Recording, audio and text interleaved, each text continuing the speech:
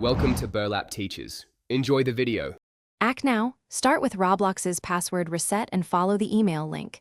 This can lock out the intruder. Next, change the password on the email tied to Roblox and enable two-factor authentication there. Because if the attacker controls your email, they control password resets. While you do that, collect all proof of ownership. Purchase receipts, dates, usernames, and original sign-up details. Once done, you'll be ready to submit a clear appeal to Roblox with those items attached. Now, submit the Roblox support appeal under Account Hacked and explain exactly what happened, why and when.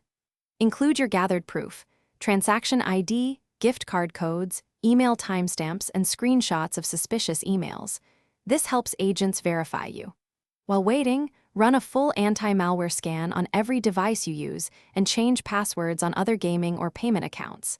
Attackers reuse credentials. Make sure to note appeal ID and the exact email you used, because support will reference those for verification.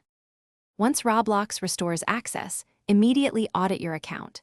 Change the password again, confirm the recovery email, review active sessions, and remove unknown devices and check transactions.